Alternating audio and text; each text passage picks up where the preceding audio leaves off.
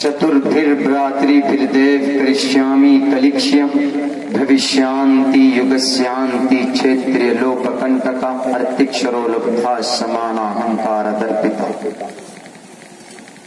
ओम नमो भगवते वासुदेवाय विश्वेश्वरा आदि पुरुष अपरंपार अल्लेख पुरुषाय नमः। हजरात, आधी रात से ज्यादा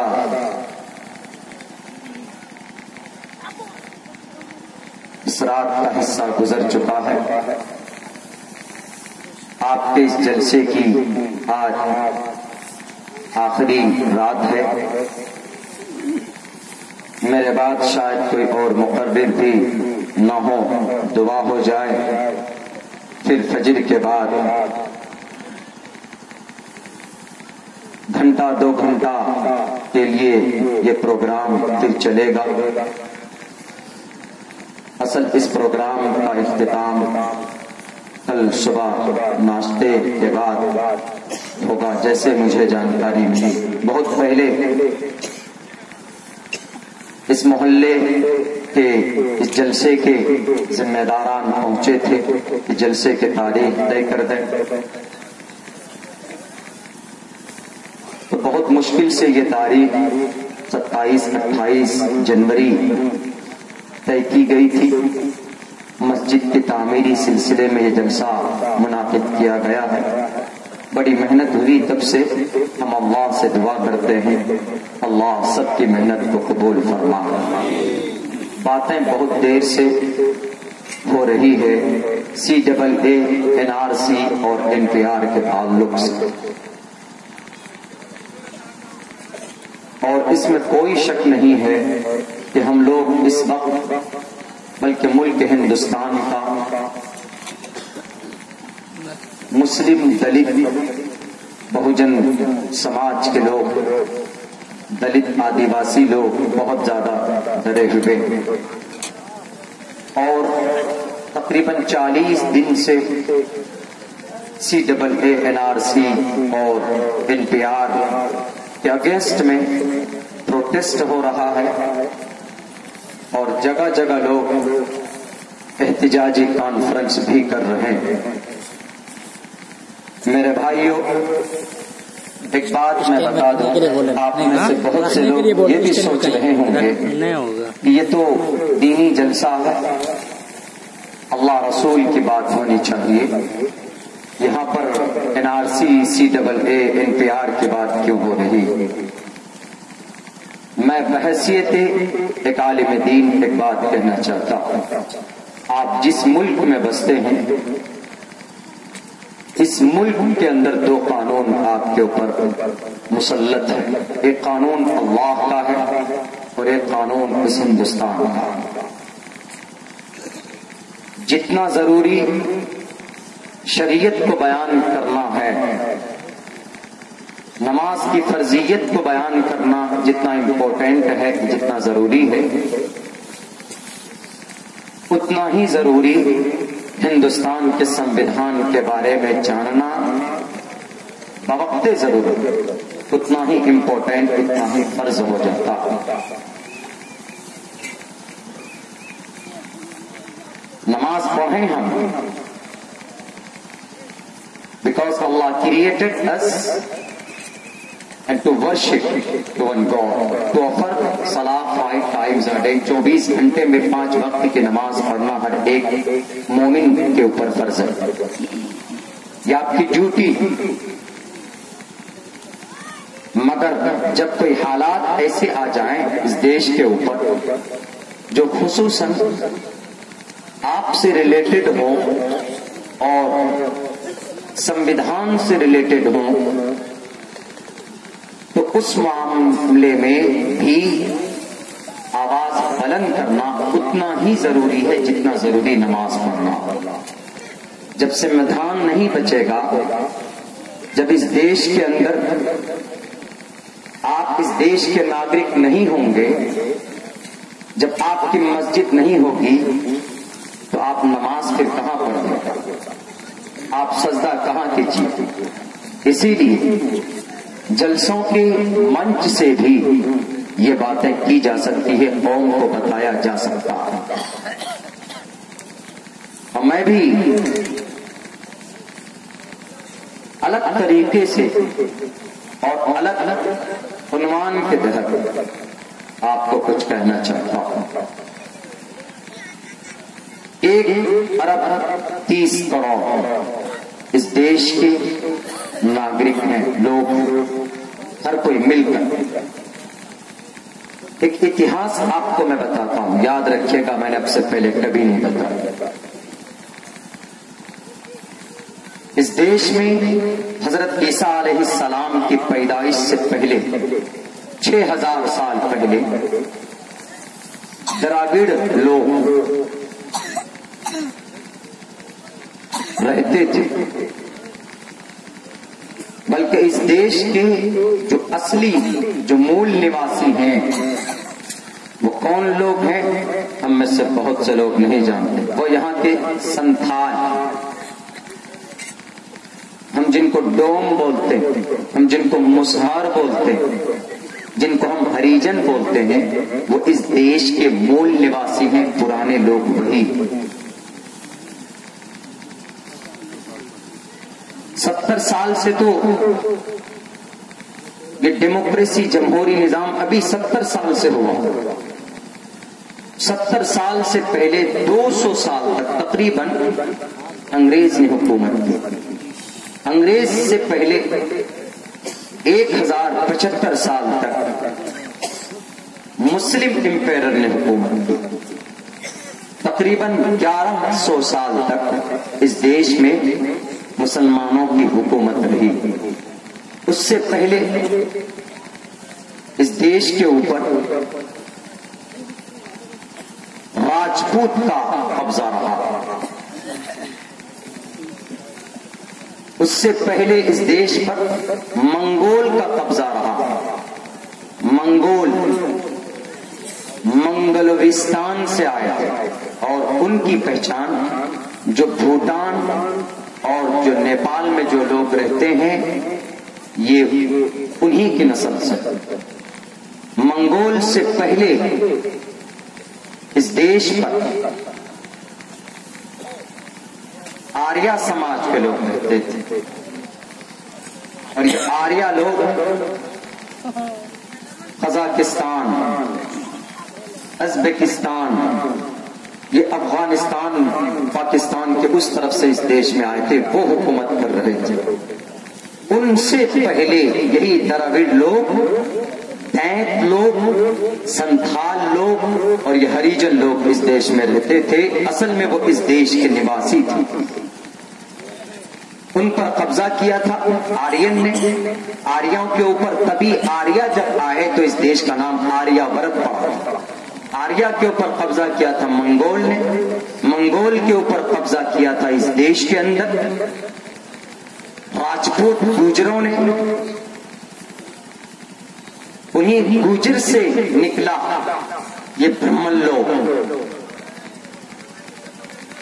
انہیں کی وجود سے اس دیش کے مہابھارت اور رامائن جیسی تحریک رچی گئی۔ اس کے بعد پھر 700 عیسوی میں مسلم امپیرر محمد بن قاسم کے ذریعے اس دیش کے اندر ان کی وہ داخل ہوئے اور 1100 سال تک مستقل طور پر ان کی حکومت اس دیش میں آگے پیچھے کرتے رہی۔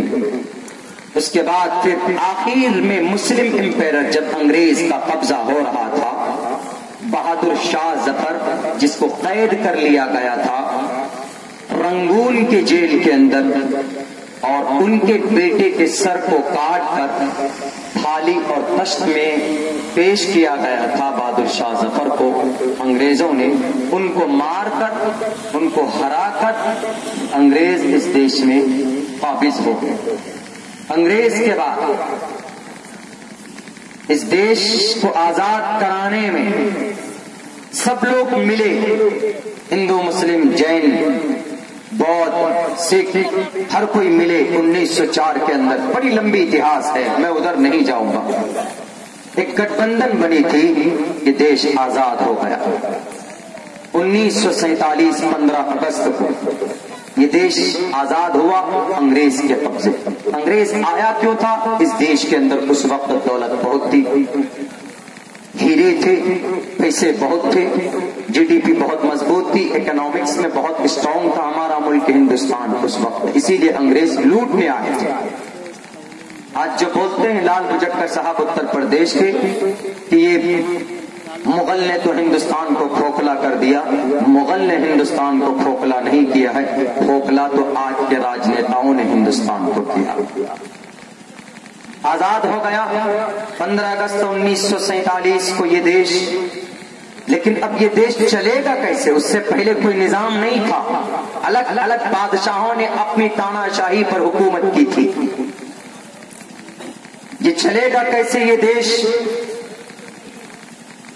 29 اگست 1947 میں 7 لوگوں کی ایک ٹیم بنی اور اس ٹیم کا چیف ڈاکٹر بھیم راؤ امبیڈکر کو بنایا گیا. 2 سال 9 مہینے کے اندر انہوں نے پوری دنیا کا دورہ کر کے ایک قانون لکھا، ایک سسٹم تیار کیا، اور وہ سسٹم 26 نومبر 1949 کو باضابطہ کانسٹیٹیوشن کمیشن کمیٹی نے پاس کیا. 26 نومبر 1949 ایکسپٹ کیا گیا. اور ابھی جو 2 روز پہلے ہم لوگوں نے 26 جنوری منایا ہے، کیوں منایا ہے؟ کیونکہ 26 جنوری کو وہ لکھا ہوا قانون پورے ملک ہندوستان میں نافذ کیا گیا تھا. اسی لیے اس دن یہ قرار پایا کہ آج سے یہ دیش جمہوری ملک ہے. یہ کسی کے باپ کا ملک نہیں، کسی کے دادا کی پراپرٹی نہیں، کسی خاندان کی وراثت میں نہیں. یوم جمہوریہ 26 جنوری کو اس لیے مناتے ہیں کہ یہ دیش سب کے لیے ہے، آل پرسن اکول، سب کے سب برابر. بلکہ یہاں تک کہ یورپ یونین کے لیڈروں نے ایکسپٹ کیا most beautiful book has been written by the human beings on the earth. It is Indian Constitution.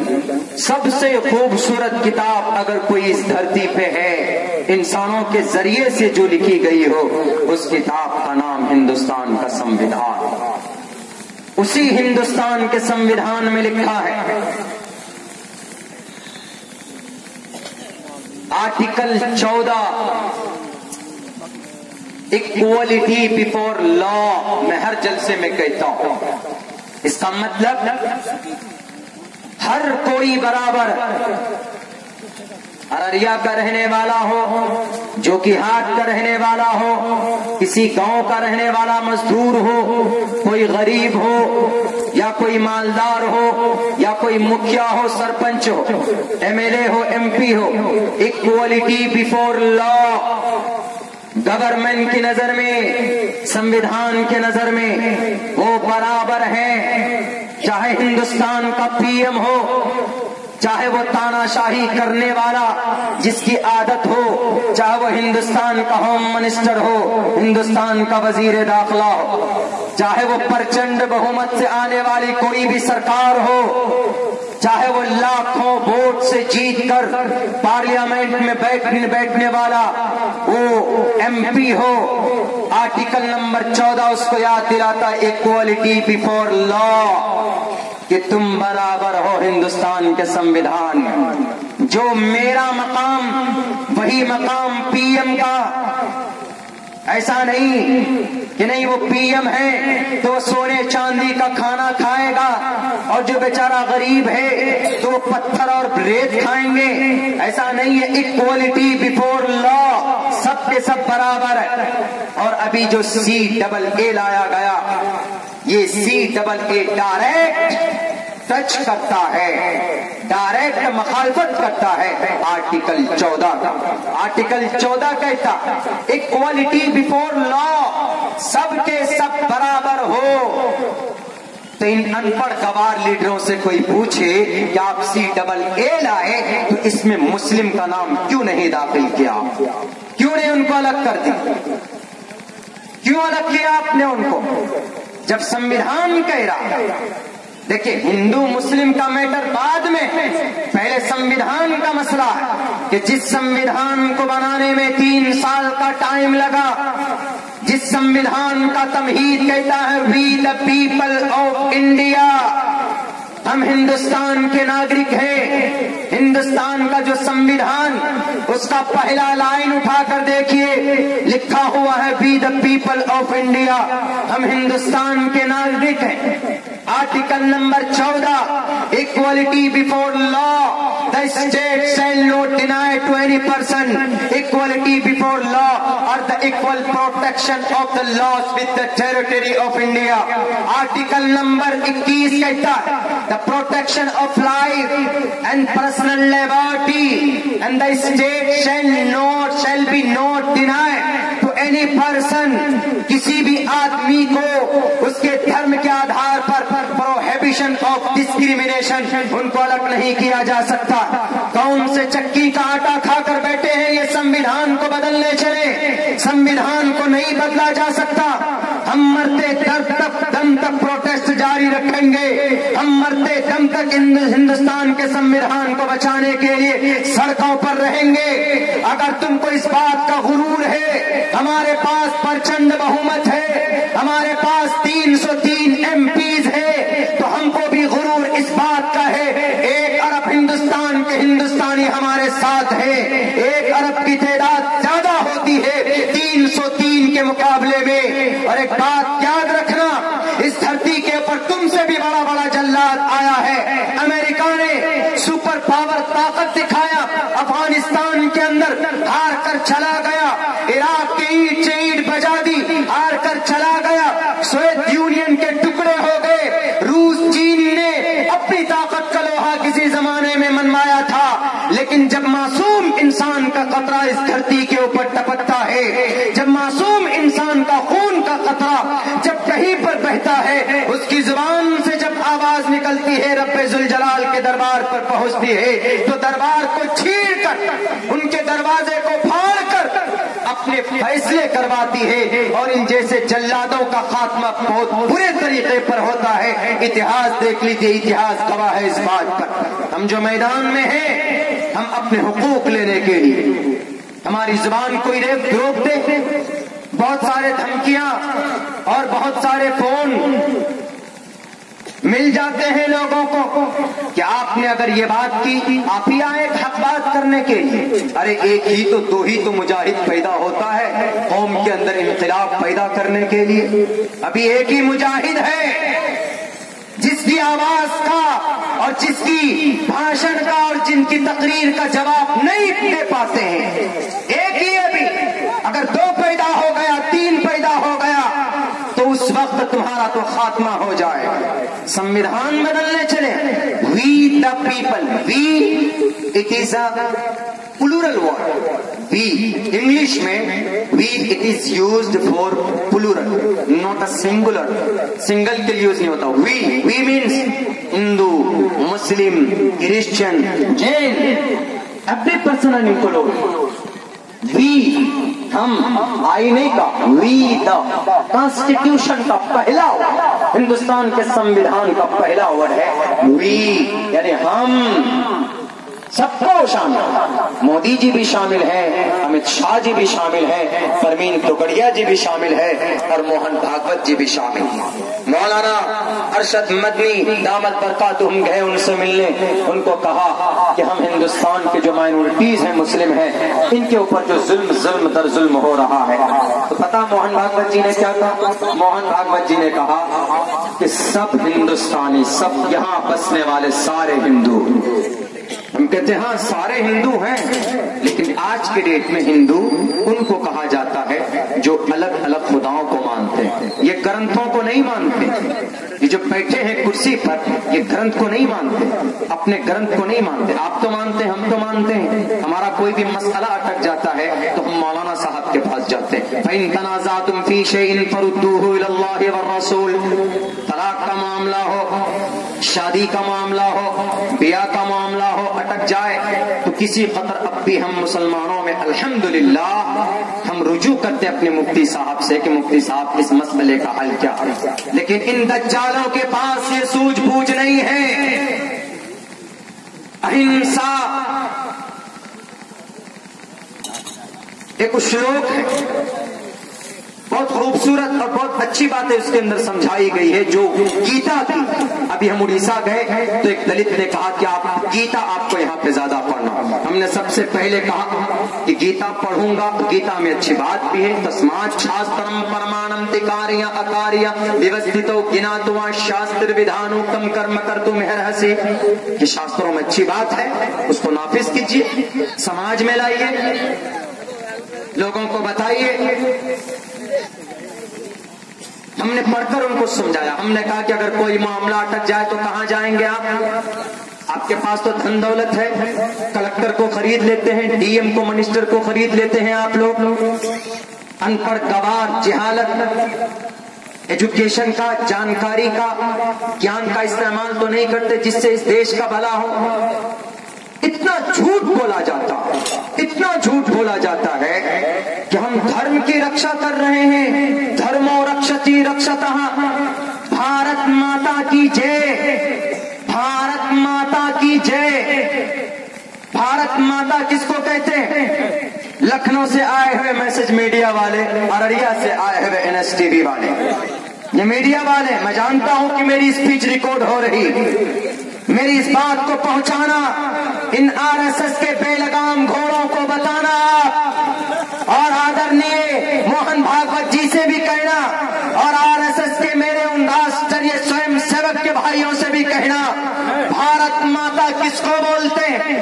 جب سبھاش چندر بوس چندہ کرنے پہنچے تھے اس دیش کو آزاد کرانے کے لیے تو ایک دانش نام کا آدمی تھا، اس نے لاکھوں روپے دیے چندے میں کہ سبھاش چندر بوس آپ آزادی کے لیے لڑ رہے ہیں، ہمارے پاس دولت تو ہے، ہم آپ کو دولت دے رہے ہیں، طاقت میرے پاس نہیں ہے۔ وہیں پر ایک بوڑھی ماں تھی، اس بوڑھی ماں نے کہا کہ سبھاش چندر بوس میرے پاس آؤ، ہم آپ کو کچھ نہیں دے سکتے، میری آشیرواد تمہارے ساتھ ہے۔ سبھاش چندر بوس نے کہا کہ ماں یہ بتاؤ تمہارے پاس کوئی اولاد ہے؟ انہوں نے کہا کہ میرا ایک بیٹا ہے جو جوان، انہوں نے کہا کہ اسی بیٹے کو دے دو۔ اس ماں نے اس جوان بیٹے کو تنہا اپنی زندگی کا ایک سہارا تھا، بڑھاپے کی ایک بیساکھی تھی، اس بیٹے کو دے دیا کہ سبھاش چندر بوس لے جاؤ، میرے اس بیٹے کو استعمال کرنا، اگر اس دیش کی آزادی میں میرا یہ